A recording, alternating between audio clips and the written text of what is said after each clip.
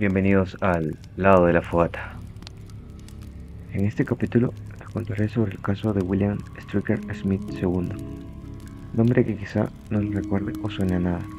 Es también conocido este caso como el enigma de la mariposa, o para que todos o la mayoría de personas mayores de 20 años puedan recordarlo mejor, es simplemente el asesino de la maleta.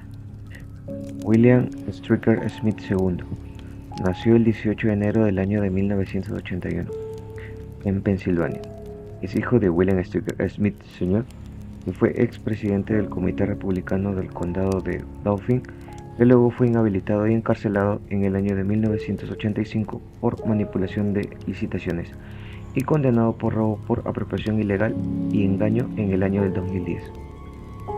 William, como ahora llamaremos en adelante al asesino, en el año 2000 fue detenido por la policía en un auto junto a dos personas más y al revisar encontraron paquetes con marihuana, cocaína, dinero y armas, siendo acusado y encarcelado por 4 años y llegó a ser papá en el año de 1999. En el año 2004 volvió a ser condenado a cárcel luego de empujar a un policía e intentar fugar al ser detenido. Mientras estaba en libertad condicional, William conoce a Hannah Claudia Gómez Méndez en Match.com y comenzaron a hablar. ¿Qué es Match.com? Es una página donde habían citas de distintas partes del mundo, porque en esa época todavía no existían lo que son los aplicativos, las apps.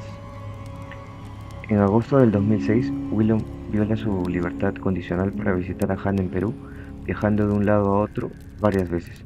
Bueno, entonces acá viene la pregunta, ¿qué pasó exactamente? Ya dejamos claro cómo es que Hannah llega a conocer a William, pero además él estaba en otra página de citas en la cual llegó a conocer a Mónica Muñoz Perea.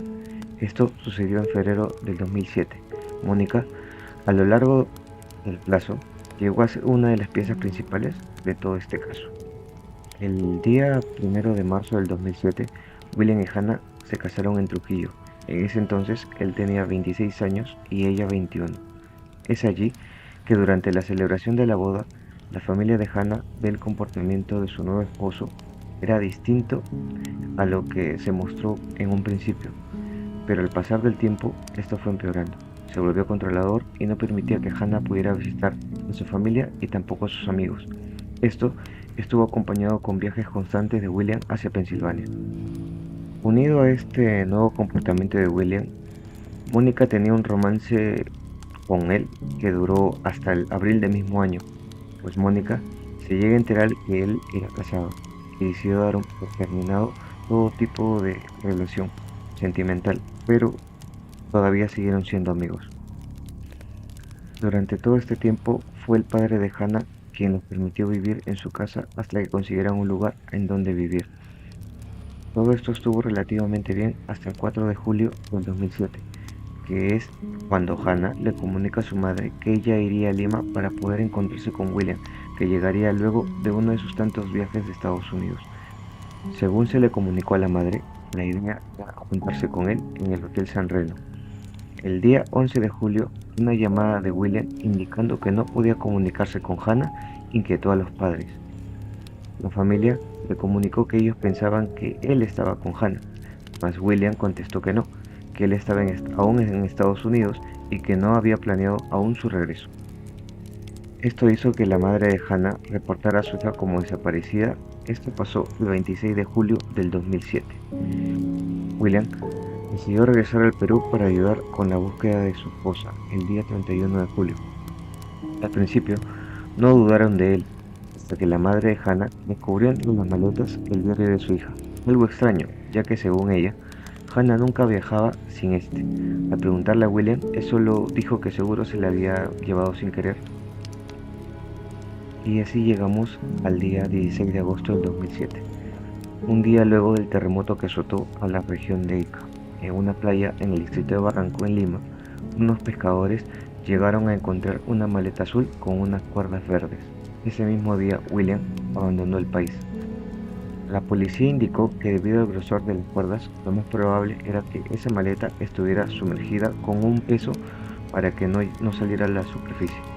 pero debido al movimiento sísmico que se llevó a sentir hasta Lima, hizo que se desprendiera la maleta y el mar luego lo expulsó a la orilla.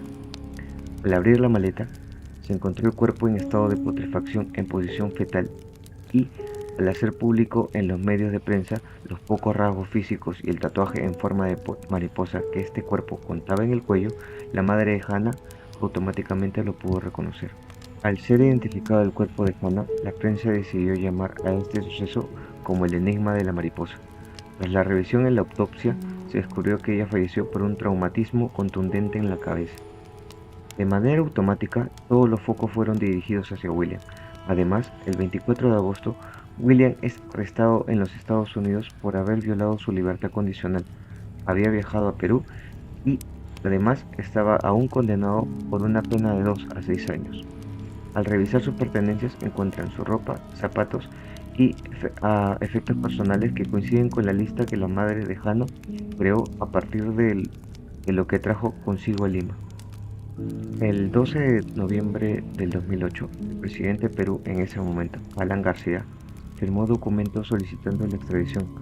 El abogado de William hizo lo que pudo para detener la extradición, demostró que se requiere una copia certificada en español e inglés, pero el 17 de julio del 2009, un juez dictaminó que había pruebas suficientes para la extradición. El 12 de agosto del 2010, William fue extraditado y escoltado por la Interpol. Pero aquí entonces resalta otra pregunta importante, que es, ¿qué pasó exactamente con Hannah? Y aquí le vamos a dar una explicación. En primer lugar, durante todo esto, William y Mónica seguían teniendo comunicación y dentro de su mensaje destacaron 3 preguntas puntuales que hizo William. La primera pregunta fue, ¿dónde puedo conseguir un medicamento que adormece a las personas? Segunda pregunta, ¿dónde puedo alquilar un barco que no requiera mucho papeleo? Y tercera pregunta, ¿cómo es la policía de su país? Aquí podemos entender que todo lo que posteriormente pasó fue planeado. Ahora, vamos a ir día por día. El 2 de julio del 2007, Mónica se hizo pasar por Hannah y llamó a la empresa telefónica para solicitar la cancelación del servicio en el cual ella tenía. En ese momento la empresa era Nextel. El día 4 de julio, Hannah llegó a Lima para poder reunirse con William. El día 5, Hannah, luego de un viaje de aproximadamente 10 horas, llegó a Lima y se reunió con William en el Hotel San Remo y se quedaron en el hotel hasta el día 8 de julio. Pero los trabajadores del hotel indicaron que la única persona que vieron salir del hotel fue a William con una maleta azul grande. Ese mismo día, William llamó a Mónica y le pidió reunirse en su departamento. Durante todo ese tiempo él llevaba la maleta. Es aquí cuando al fin los dos están juntos y él le pide que lo acompañe a dar un paseo por un bote en el mar de Chorrillos.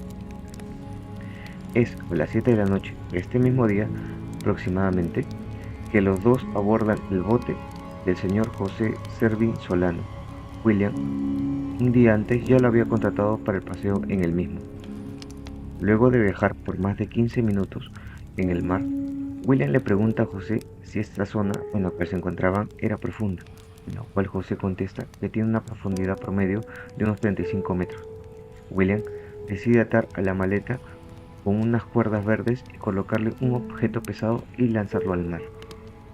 Mónica, al ver esto, le preguntó qué es lo que estaba en la maleta, a lo cual él contestó que era una tradición de su país y que solo habían papeles viejos adentro. Es aquí donde William esperó salir del país hasta el día 11 de julio y llamar a la familia de Hannah para decir que ella no le contestaba. Además, Mónica también se fue del país rumbo a Italia para seguir sus estudios.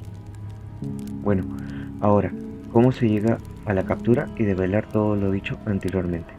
Bueno, pues, una vez que el investigador Manuel León llegó a encontrar los correos entre Mónica y William, la llamaron a ella para pedirle que venga y pueda ayudar a develar dónde se encontraba Hannah.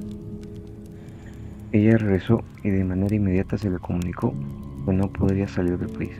Ella es quien cuenta cómo conoció a William y que dejó de salir con él, que estaba casado.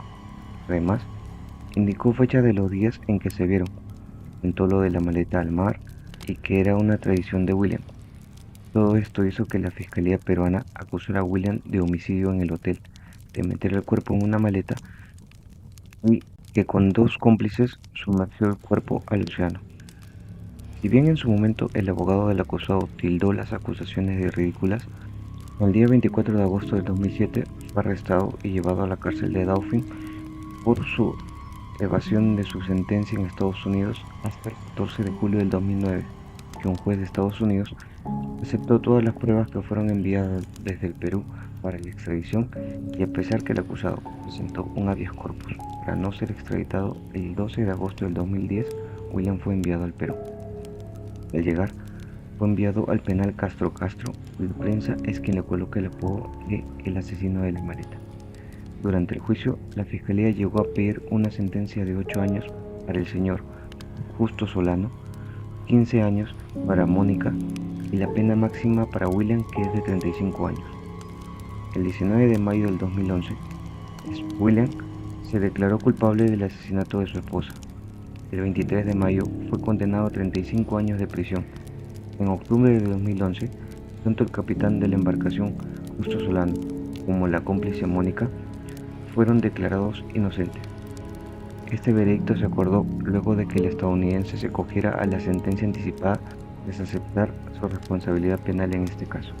La defensa legal del acusado se reservó el derecho de apelar. Además, la primera sala penal para reos en cárcel dispuso que el acusado debe pagar un monto de 60.000 soles de reparación civil a favor de los deudos de sus víctimas. Y bueno, así terminamos con otro caso más. Espero que les haya gustado el tema. Síganme en mis redes sociales, estamos en YouTube, Spotify, iVoox también. Y dejen un like o síganme en Instagram. Y nos vemos hasta que la fogata nos vuelva a